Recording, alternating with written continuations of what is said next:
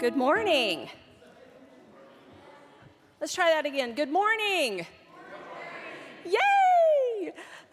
My name is Carol Villaverde, and I am the co-chair of the Program Council here at Tennessee Valley Unitarian Church.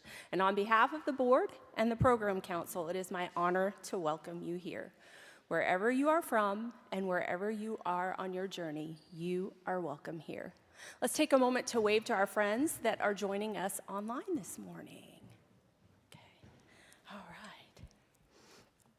If you would like more information on our church, please fill out our visitor card in the pocket in front of you or visit our website, tvuuc.org, and select Stay in Touch. If you are interested in religious exploration classes for your children or adult RE, for yourself here at TVUUC, please visit the RE hallway after the service through the double doors and past the kitchen to speak to an RE leader. You can also find more information on our website and at the RE welcome table in the gallery. If you need any accessibility aids during the service, such as large print hymnal, a hearing device, or noise-canceling headphones, those can be found on a cart near the welcome table in the lobby. Our ushers will be glad to show you the way or collect one for you if needed. Our ushers are also able to provide guidance around the building if you are a newer visitor and need help locating restrooms, exits, or any other of the areas of our building. If you are visiting us with small children, we invite you to sit up front where it is easier for your little ones to see what is going on. Please don't feel that you must keep them still. All are welcome here, wiggles and all. You should also feel free to change seats at any time during the service if you need to move closer or even stretch your legs. If you or your children need to step out of the sanctuary for a moment, the E.E. Cummings room is a glass enclosed room at the back of the sanctuary where you can still see and hear the service, and it's back that way.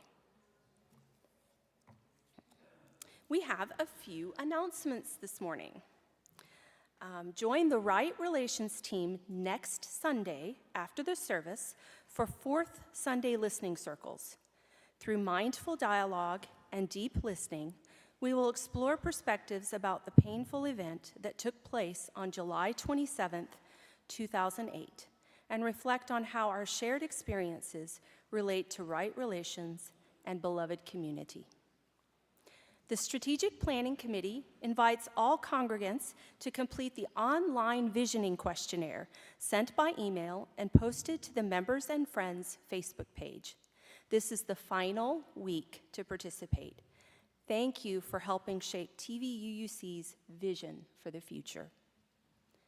We are seeking volunteers for board committees and standing teams. Share your skills and connect with others and support our ministry. Scan the QR code that is on the welcome table to sign up. Family Promise returns to TVUUC on July 26th. We are still in need of volunteers for meal preparation, dinner hosting, overnight hosting, and more. You can support these families by using the sign-up form on the website or at the information table in the lobby.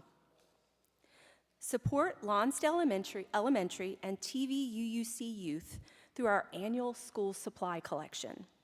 Now through August 5th, a complete list is on the community board and a QR code is on the collection box in the lobby.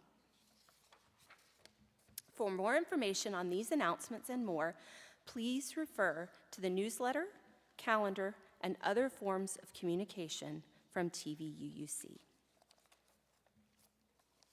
Today is a Share the Plate offering. Our Share the Plate offering benefits Knox Pride, supporting its work to foster inclusion, celebrate diversity, and advocate for the LGBTQ+ community in Knoxville and beyond.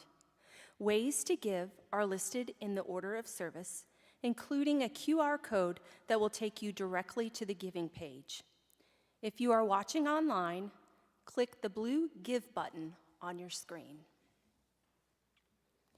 After the service, please join us for coffee and conversation in the fellowship hall. If you are visiting, would like a tour of the building, or have questions about our church, look for me there, and I'll be glad to chat and show you around. If you have questions about the path to membership, I'll be happy to introduce you to Mark Mahundro, who is our prospective membership coordinator, and Mark is right over here. And now, if you have not already done so, please silence any electronic devices as we enter worship together.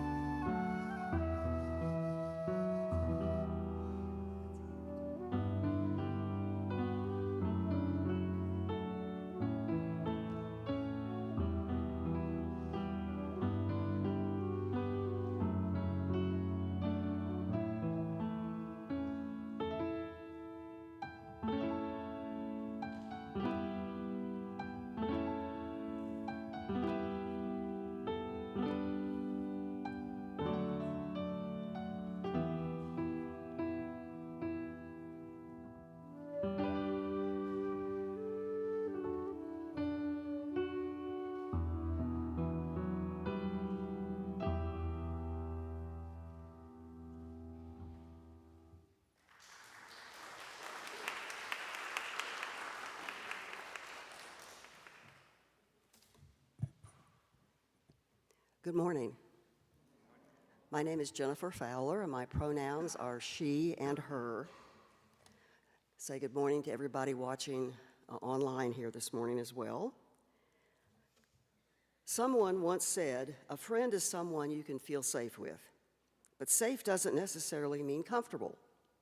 As we grow with our friends, we become new people together. We might ask each other, are we still friends? Our relationships have the power to name us, shape us, save us, and change us. This Sunday, we are joined by Reverend Jon Coffee and two of his good friends, Reverend Wyatt Miles and Kat McGaha, who will reflect on friendship, ministry, and growth together. Jon Coffee, his pronouns are he and him, is an affiliated community minister at TVUC. He works as a family care coordinator for Tennessee Donor Services. He lives in Knoxville with his husband, Keith, and with their 2 cats, Memphis and Ganymede. Wyatt Miles, pronouns he and him, is a board-certified chaplain at Emory University Hospital in Atlanta, where he lives with his wife, Katie, and their cat, Junebug. Kat McGaha, she, her, completed the Clinical Pastoral Education program at UT Medical Center last year. She is now a hospice chaplain while completing a Master of Divinity at Iliff Theological School. She also has a cat named Basil. Do you see a theme going on here? If you're not letting God speak through you, then you're not being of service.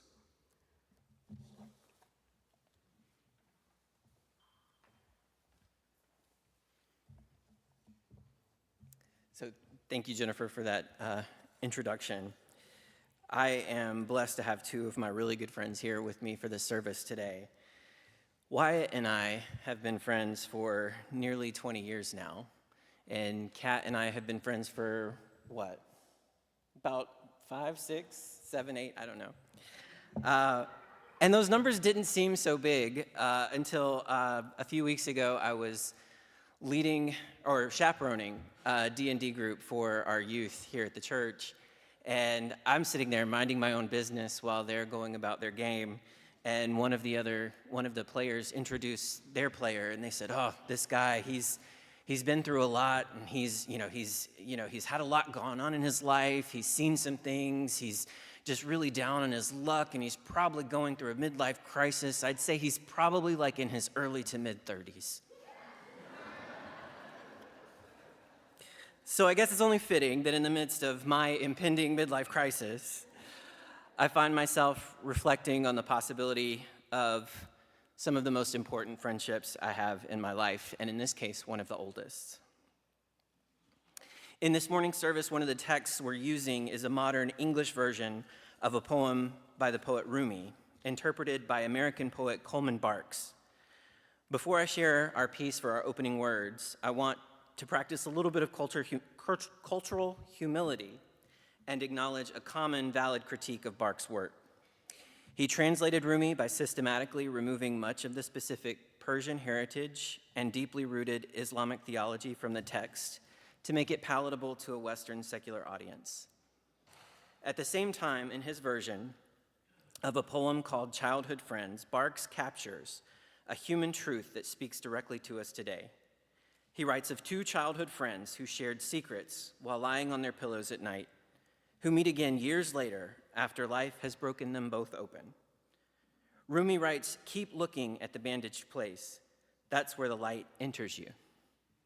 This is a poem about how time, distance, and wounds of living reshape the people we love and how we must encounter them anew. A gift I bring to you. You have no idea how long I've looked for a gift to bring to you. Nothing seemed right.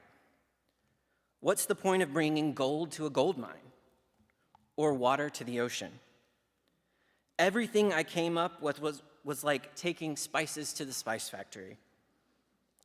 It's no good giving my heart or my soul to you because you already have these. So I've brought you a mirror. Look at yourself and remember me. I invite you to rise as we join and worship together.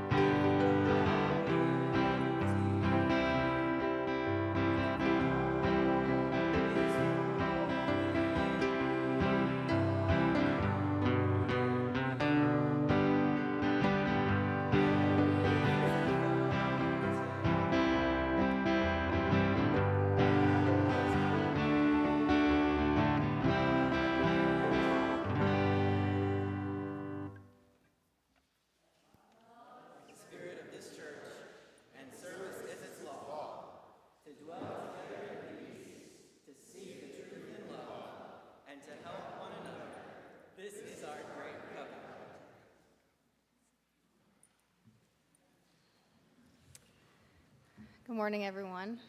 I'm Kat McGaha. My pronouns are she, her. Closer. So as Jon said, I completed the Clinical Pastoral Education program with him at UT Medical Center. And he asked me to help with this morning's sermon. I'm going to be honest, I don't want to.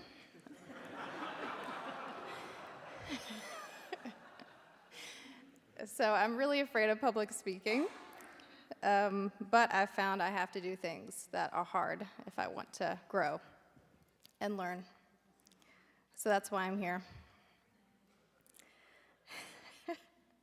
But I'm not here free of complaint. There are actually a lot of other things I'd rather be doing right now than this.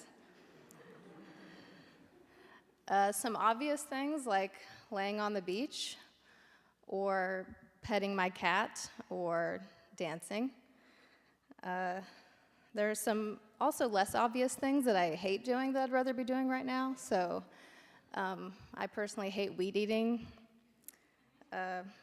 standing in the TSA line at the airport, being mansplained to. But I've also found I need to do hard things in order to be a good friend. This all reminds me of the concept of brave spaces. Brave spaces are a place we can go where we feel supported, where we can learn and be with friends. And these spaces we're given a loving hand to hold. Here we can take steps outside of our comfort zone, which are scary. When we don't feel supported in our growth, we can feel stuck, and it becomes hard to move forward. So as I'm up here this morning, I know I'm held by loving friends, including my friend on my bowling team who gave me the idea to talk about brave spaces, as well as this congregation who's holding a brave space for me this morning. I'd now like to leave you all with a couple of questions. What are your brave spaces? And if you can't think of any, how might you take a small step today toward creating one? Thank you.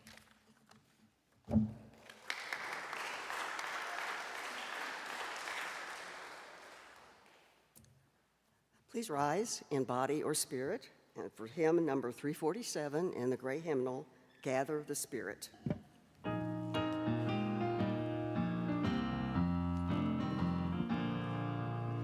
Gather the Spirit, harvest the power, our separate fires will kindle one flame, witness the mystery of this hour, our trials in this life appear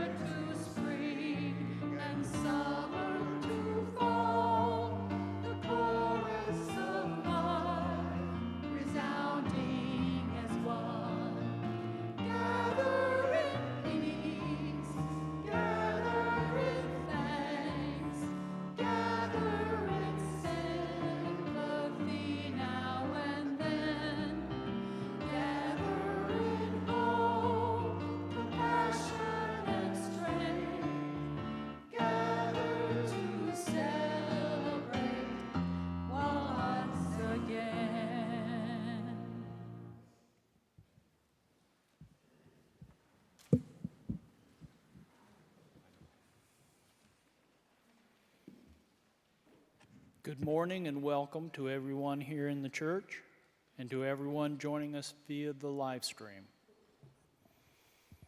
My name is John Montgomery and I'm a member of the Spiritual Care Team. The Spiritual Care Team is a group of heart-centered listeners who help with the caring needs of the congregation. We can be reached by phone or text via the Pastoral Care phone line.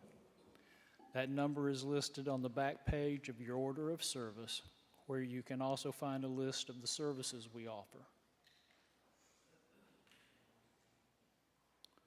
You are all invited to stop by the caring table in the Greg McKendry Fellowship Hall to add your name to messages of support to be mailed to those in need of our good wishes.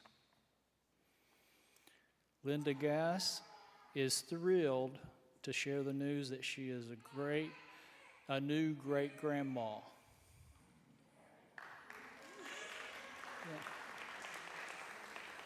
Welcome to the world, baby Theo. And I think Theo has been welcomed by a fellow baby. The Grahams would like to share the joy that their daughter, Micah Graham, is finally home after a 5-month stay in a mental health facility. She is rightfully proud of her hard work and happy to be home. They are all so grateful for the love and light that has been sent their way. They ask that we please join them in welcoming her back to church. Good job, Micah.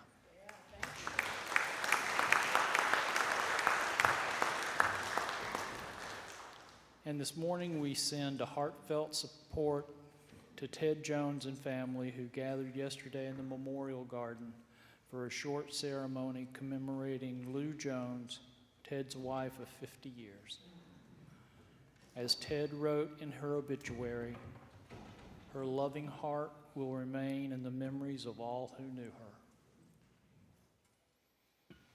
The Oliver family gathered here yesterday to celebrate the life of Warren Oliver. We knew Warren for his kind heart, his boundless curiosity, and his enthusiastic participation in the Wednesday afternoon gaming group. He was a beloved family man who will be deeply missed. You may remember Aaron Cox, who has recently shared his wonderful bass voice during our Sunday morning services. We are sending him good vibes to keep that fine voice singing. Last week he learned that his transplanted kidney is showing some minor signs of rejection. He will require about a week of treatments at Vanderbilt Medical Center. He asks that we keep his wife Amanda, his son Silas, and his mom Vicky in our thoughts, sending to them all our support in this stressful time.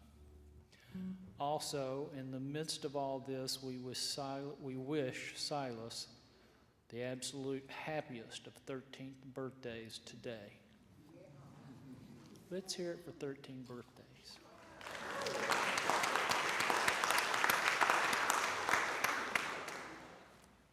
Dave and Mary Jo Holden are doing well at home these days. They have a personal care assistant who comes a few times a week to stay with Mary Jo while Dave takes a break. He is getting good help keeping up with medical issues. They are very pleased with the help from the folks at UT Home Healthcare. If you would like to visit, please contact Carolyn Rogers or David Massey, and we will let Dave know. For all these joys and concerns, as well as those held in confidence or otherwise unknown to us, please join together in singing Sending You Light. The words are printed in your order of service.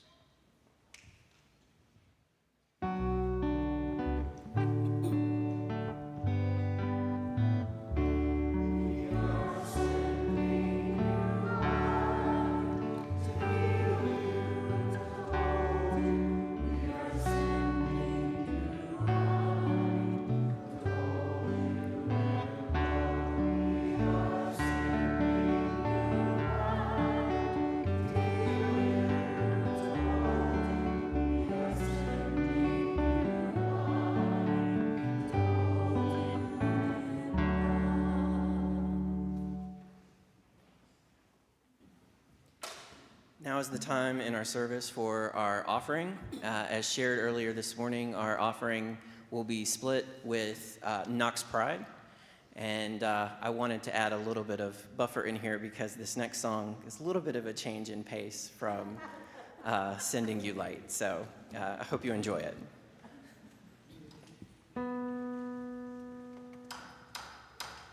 I would never leave you forever. Our ties may sever, but you're still in my heart. Yeah, you're still in my heart. No matter where you are, I will find you. If you die, I will buy a Ouija board and we'll talk all night. And you can tell me all about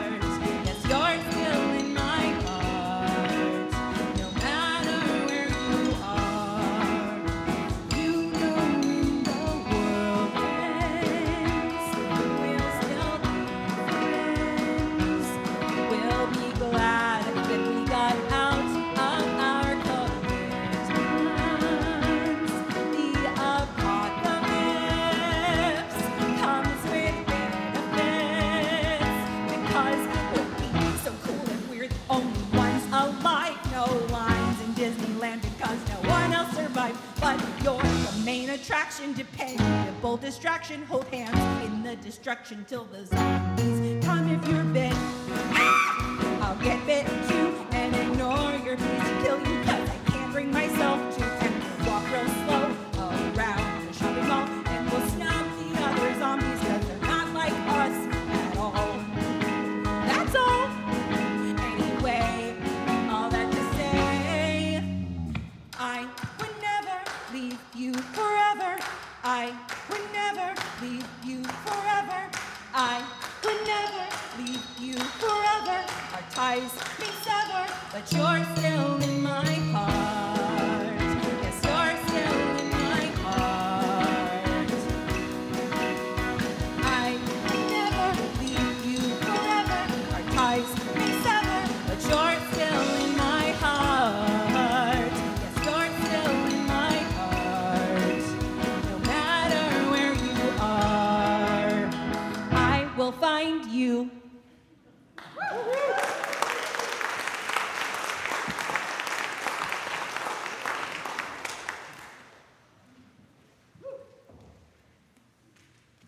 Morning, y'all. Having spent a little bit of time in ministry myself, I am always amazed at strange providence and planning, and I don't know whether to attribute it to happy accidents or to my good friend Jon Coffee, but that song, that refrain, I would never leave you forever. We are changed by our relationships, are we not? I'm reminded of another sacred text, the musical Wicked. A line that has always stopped me on my tracks is, I don't know if I've been changed for better, but because I knew you, I have been changed for good. John mentioned, and I'll repeat and agree, we've been friends for, it's hard to believe, 20 years, since the spring and fall of 2006, when by the mysterious hands of fate, grace, providence, dare I say Carson Newman College. Remember Carson Newman College, not the university, the college. John and I were across the hall from each other freshman year. And Jon had a large, designed for senior adult, programmable remote control. And my room was right across the hall from the stairs, and he learned the three, remember the ones with the codes? And he would reprogram it for different people's TVs. And as he walked by your room, he would change the channel, turn it on, turn it off. Let me know that he was there and he was thinking about me. I don't forget. I don't forget, Jon. But from the years 2010, when Jon and I graduated in December of 2009, Jon graduated in May of 2010, until 2020, Jon and I never went 365 consecutive days without seeing each other.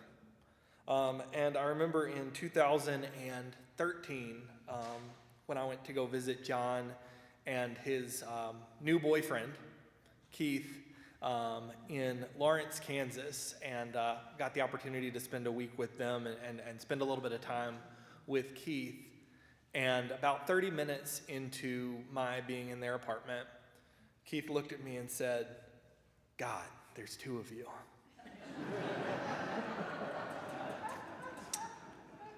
A friend holds a mirror for us, Jon read in the Coleman Barks interpretation of Rumi's poem. I'm going to read a few more words from that. "I've brought you a mirror. Look at yourself and remember me." The friend took out the mirror from his robe where he was hiding it. What is the mirror of being? Non-being. Always bring a mirror of non-existence as a gift. Any other present is foolish. Let the poor man look deep into generosity. Let the bread see a hungry man. Let kindling behold a spark from the flint, an empty mirror and your worst destructive habits. When they are held up to each other, that's when the real making begins. Our friends change us. Rumi himself was, for those unaware or those who like to hear the same story again and again, Rumi was a Persian poet. His body of work is sometimes referred to as the Quran in Persian. Themes of love, of mysticism, of friendship transcend throughout his work. And Rumi himself often reflected on a very important friendship in his life with a man named Shams of Tabriz. Shams and Rumi met when Shams was coming to the town that Rumi was in because he had a mystical experience and knew that he had something that he needed in that town. But he went posing as a merchant, and he found Rumi sitting perhaps in whatever the 13th century equivalent of a coffee shop was. Maybe it was a coffee shop. With his books. Must have been in seminary, I don't know. But he had a pile of books and scrolls and papyrus and all sorts of stuff he was reading, and he saw this man who he presumed to be a merchant come up, Shams, who would become his closest friend, and Shams said, "What are you doing?" And he says to this merchant derisively, Rumi says, "Something you would not comprehend." And according to the story, Shams reaches down and grabs every bit of paper and book and parchment and takes it across the road and throws it into a pond. And then withdraws everything out of the pond and scrapes the papyrus dry, sets it out in the sun to get every bit of moisture out of it. And Rumi said, "What did you think you were doing?" And Shams looked at him and said, "Something you would not comprehend." A friend holds up a mirror for us. The mirror is a mirror of challenge, and it can be a mirror of comfort as well. My friendship with Jon, the closest friendship, certainly, that I've had that long. I have a few friends from high school and middle school that I've managed to keep in touch with and remain close, but I don't talk to any of them as much as I talk to Jon, and none of them can I send one word or 3 words of a text, and he knows exactly what song I'm sending to him. Jon has held up a mirror for me in our relationship. When we were juniors in college, Jon went through, I think, one of the hardest times in his life, certainly. And it's actually what connects me to this congregation, to this church. Jon had an HIV scare. And at Carson Newman, that's not a great thing to have. And yeah, some of y'all get it.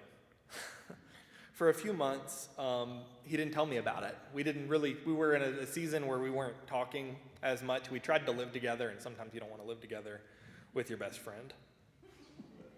Maybe being 20 has something to do with that also. And being, in Keith's words, the same. But after that had resolved, and through that process, Jon found support and community here at Tennessee Valley Unitarian Universalist Church. He decided the time was right to tell me, and I'll never forget, he told me, and I'm wondering, why did you go through all this and not talk to me about it? And he said, I didn't think I could take care of you through that. That is one of the most painful things, I think, that I could hear from a friend. But I could hear the truth in it. I could see myself in what he was saying. Like many 20-year-olds, I had a tendency to make things about me, to need support, validation, to feel other people's pain as my own. A tremendous gift in my work, but one that I needed to hear what Jon had to say to me. And I'm grateful in that time, as difficult as that conversation was, and as difficult as I know that was for Jon, having processed this many times since then, I'm so grateful that he found this community to care for him when he didn't feel that he could trust me to do that. And his criticism, his comment, his holding of the mirror helped me to grow. It was a challenge to my soul. A friend holds up a mirror of challenge. A friend also holds up a mirror of comfort. Much has been said in the past years, I think, in the work of Brene Brown and others about assigning and assuming positive intent in people. Jon and I have had to grow a lot together. I am, if you'll forgive me, a Baptist.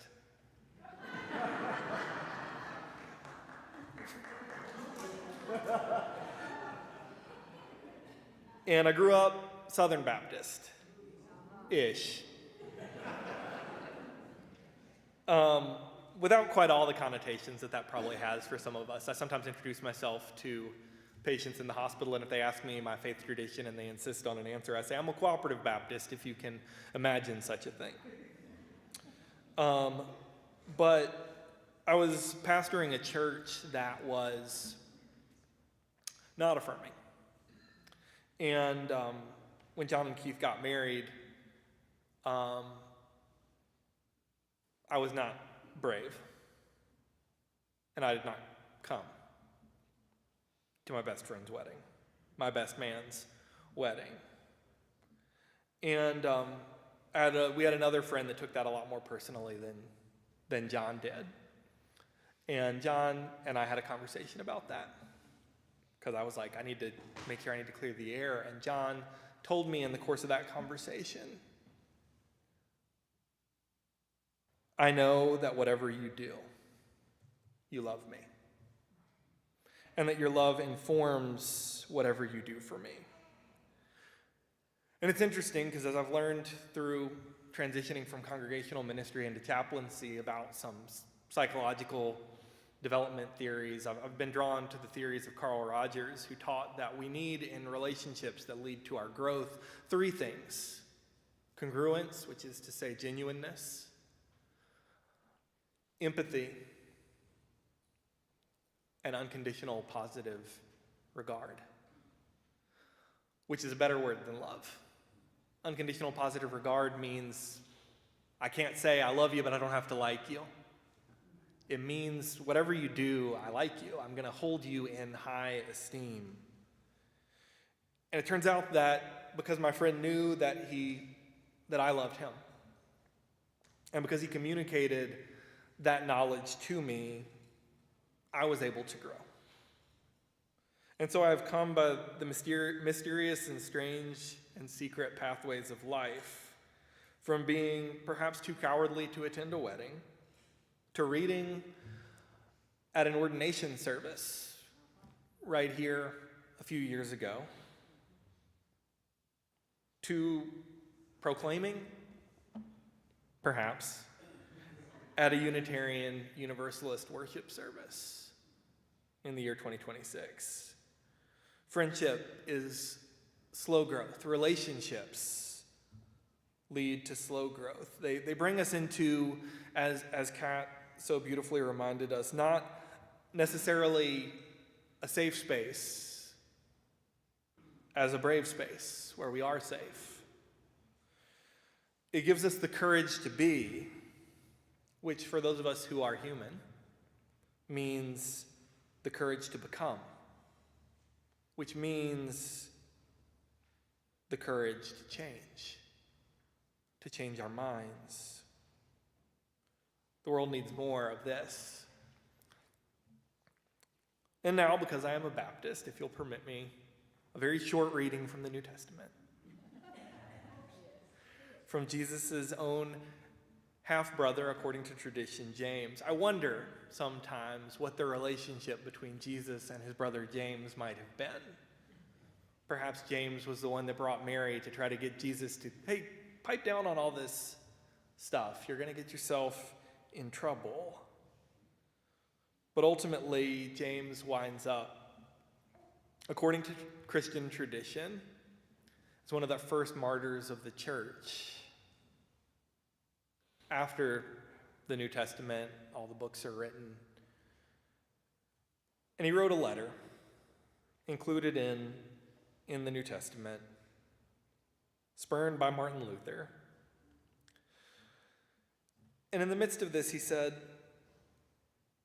"For if any are hearers of the word and not doers, they are like those who look at themselves in the mirror. For they look at themselves and on going away immediately forget what they look like." Can you imagine? If you pull out your compact, you go into the bathroom, you look and you see some spinach in your teeth. And then you turn and immediately forget. Who are the people who tell you who you are? Who are the people who remind you who you are? Who are the people you trust to tell you when you have spinach in your teeth and not let you get distracted before you get it out? Or perhaps spinach in the teeth of your soul, if you'll permit me a metaphor. Find those people. Write their names on a slip of paper, whether they are folks that are still with you or folks that are committed to blessed memory. Those relationships have changed you. Those relationships will change you. Those relationships are where your power of healing can be.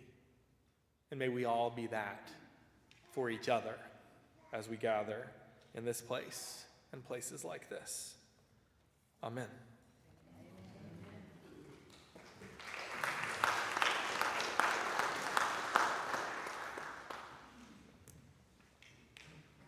Please remain seated as we sing hymn number 34 in the gray hymnal, "Though I May Speak with Bravest Fire."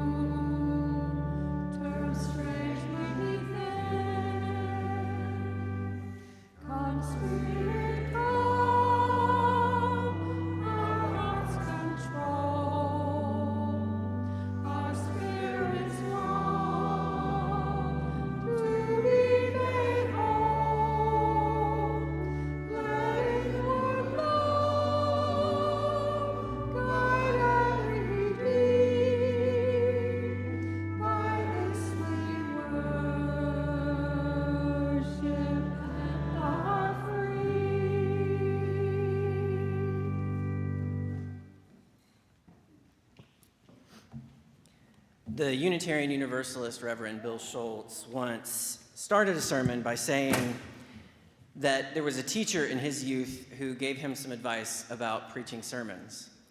He said, if you're getting close to running over on time, don't worry about it. You don't have to even be upset or worried when people start to squirm in their seats a little bit. You don't even have to get upset or worried if they start to look at their watch. Where you need to start worrying is when they put that watch up to their ear and start shaking it. So, I hope you don't shake your watch next to your ear this morning. Are we still friends? It's a loaded question. The late cultural critic Bell Hooks challenged that assumption deeply when she wrote that many of us learn as children that friendship should never be as important as our family ties.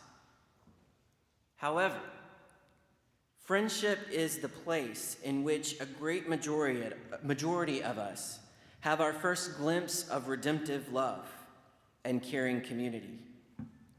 Learning to love in friendship empowers us in ways that enable us to bring this love to other interactions with our family, with our friends, or with our romantic bonds. Friendship and that redemptive love is what empowers us to enter those brave spaces that Kat was talking about. And she did enter a brave space. I don't know if she mentioned it or not, but this was her first time preaching in front of a congregation as a seminarian. I think she did a pretty good job.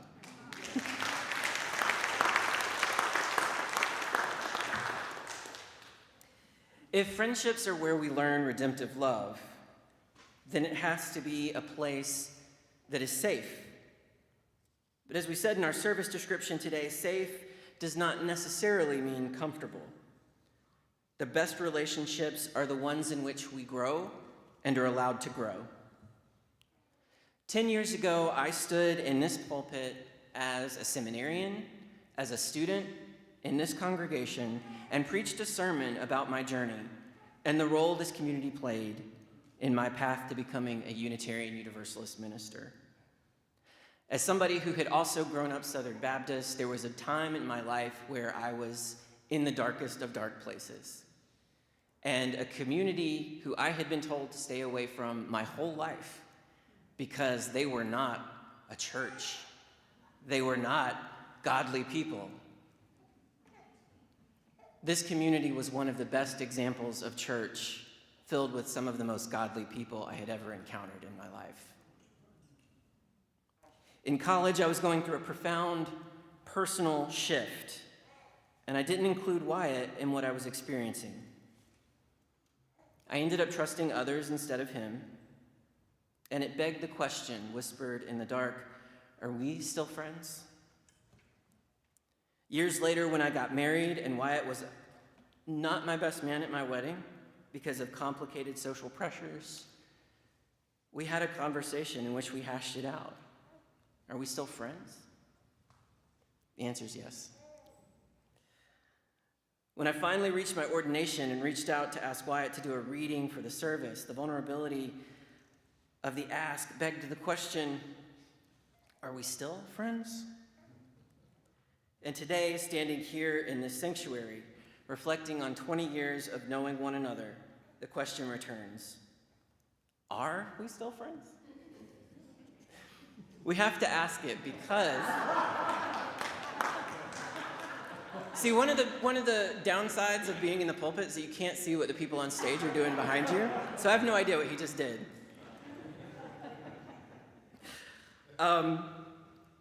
We have to ask it because at every stage of our life, the people who had those conversations, who asked those questions, they were different people than we are now. The people that we were in college who lived across the hall from each other, who apparently had a remote and walked down the hallways turning people's TVs off, we're different people. Although that is still something that I might do.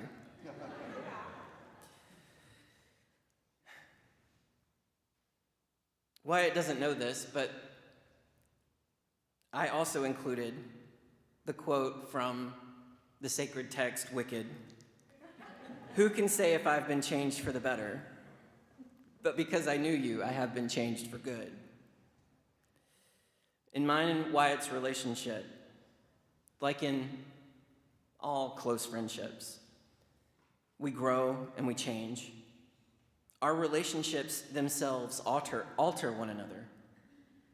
We enter middle age and go through a rough time of our life in our 30s.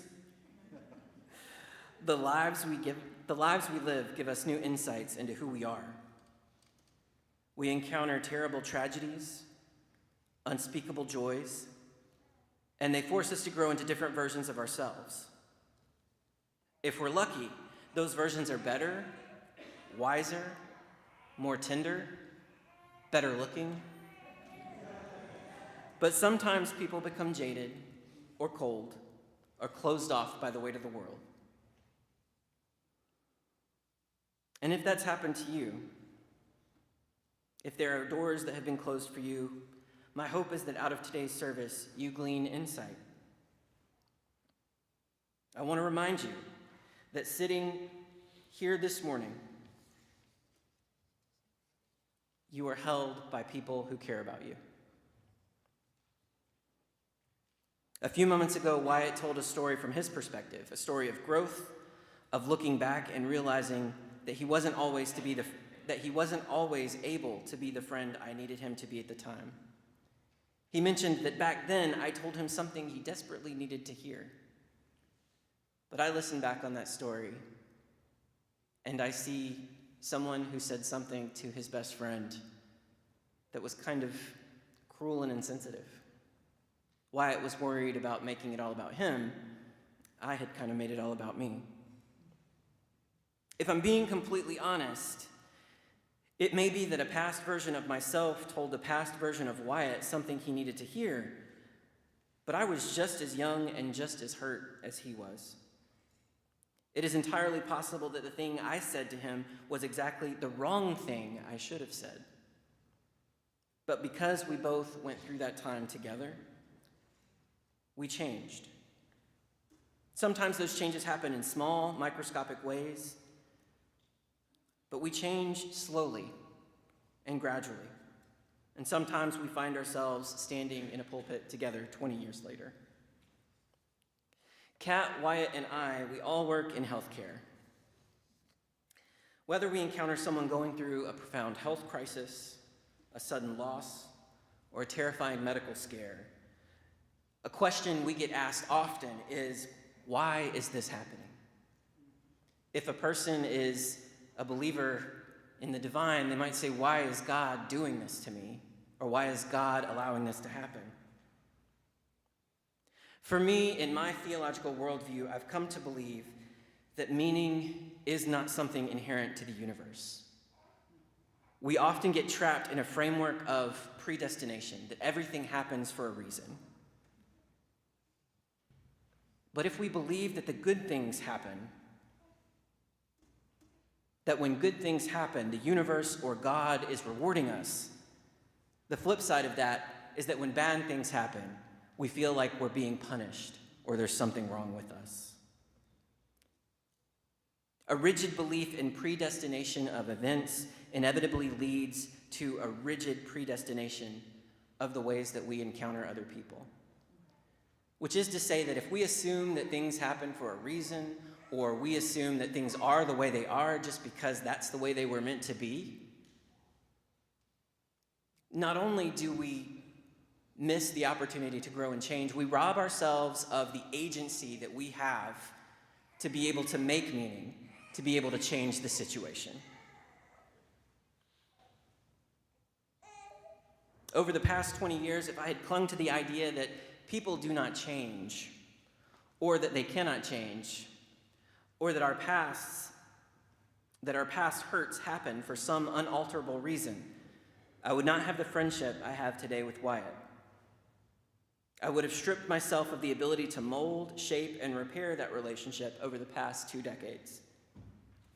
And that's just my side of the street. Wyatt had to claim his agency and shape it too.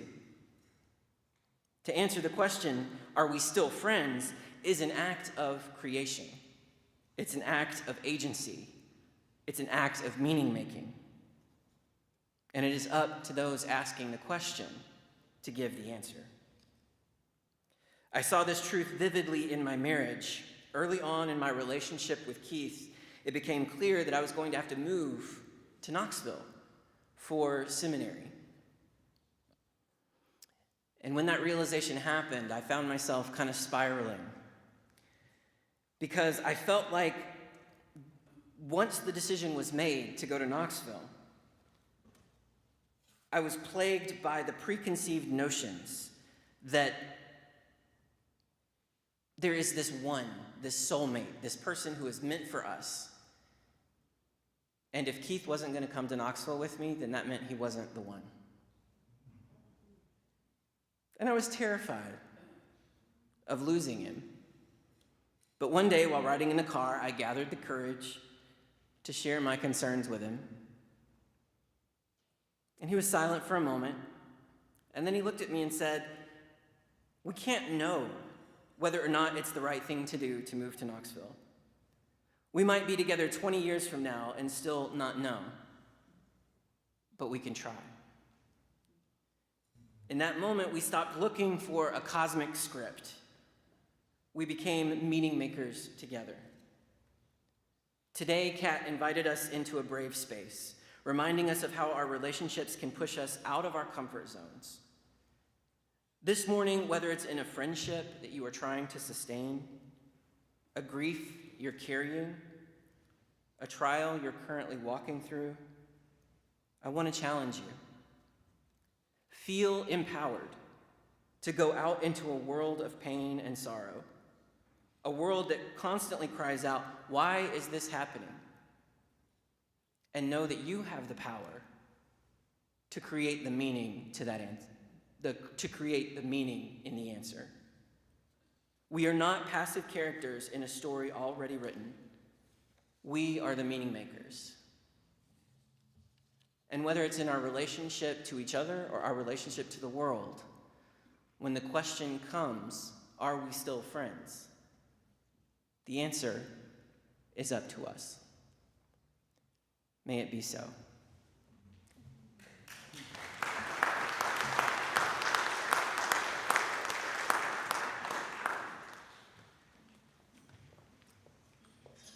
Let's rise in body or spirit and sing hymn number 108 in the gray hymnal, "My Life Flows On in Endless Song."